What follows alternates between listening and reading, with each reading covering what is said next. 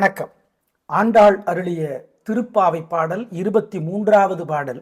நரசிம்மரை, நரன்னா மனுஷன், சிம்மன்னா சிங்கம், மனிதனும் சிங்கமும் சேர்ந்து வடிந்த வடிவம். அப்போ நரசிம்மரை கும்பிட போகும்போது இந்த பாட்டை கண்டிப்பா சொல்லணும். நாமக்கல்ல நரசிம்மர் ரொம்ப பிரசித்தம்.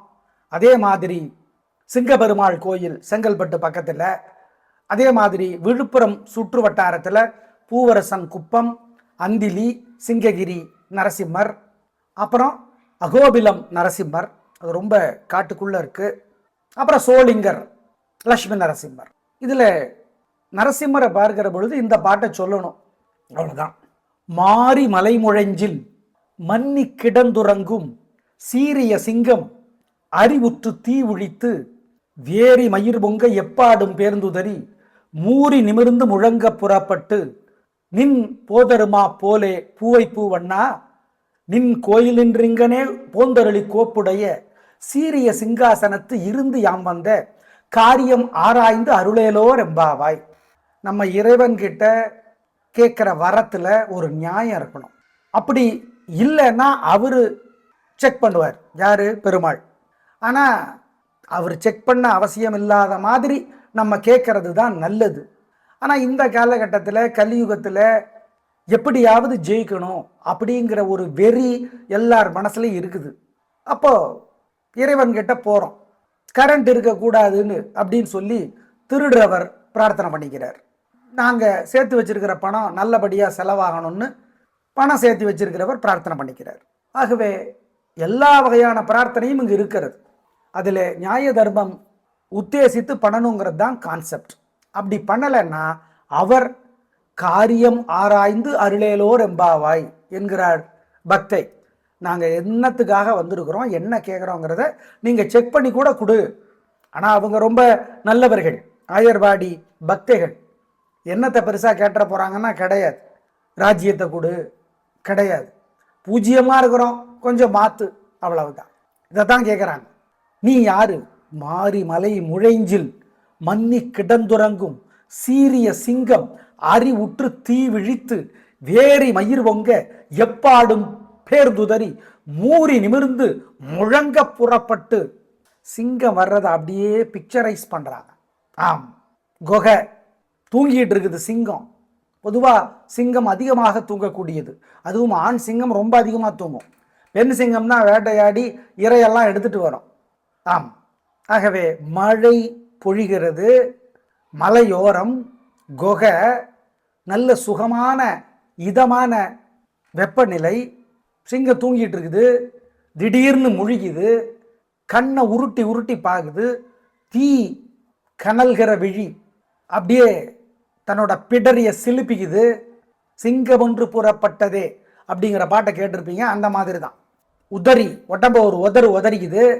அதில் ஒட்டி இருந்த மண் துகள்கள் எல்லாம் செதறி போகுது, அப்படியே வருது. அந்த மாதிரி நீ யாரு? நரசிம்மன்.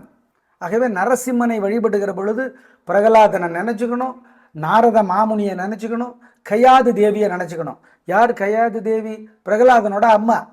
இவங்க பேரையெல்லாம் சொல்லணும்.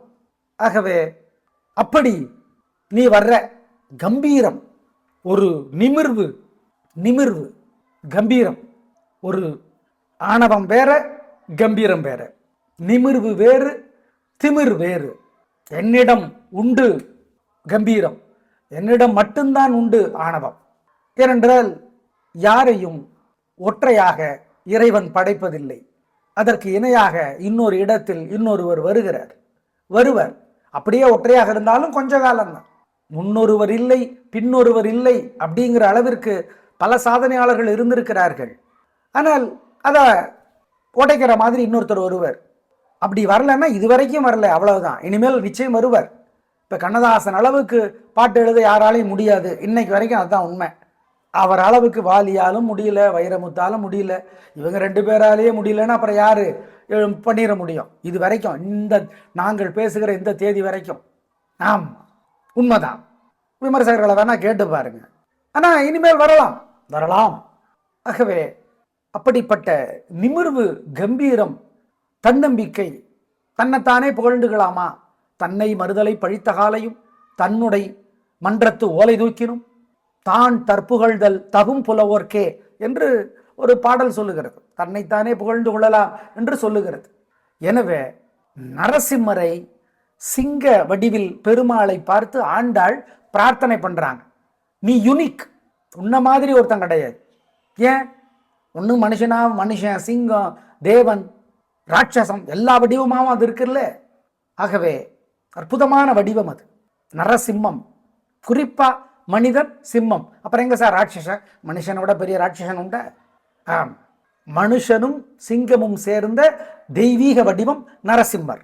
அவரைத்தான் இந்த பாட்டிலே ஆண்டாள் ஞாபகமூட்டுகிறாள், பிரார்த்திக்கிறாள்.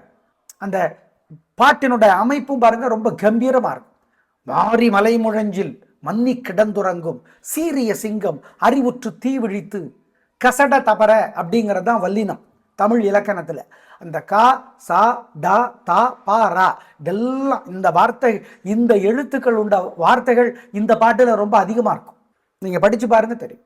அறிவுற்று தீ விழித்து வேரி மயிர் பொங்க பேருந்துதறி என்று வல்லின எழுத்துக்கள், அதாவது வலிமையான எழுத்துக்கள், அந்த எழுத்துக்கள் அதிகமா இருக்கும்.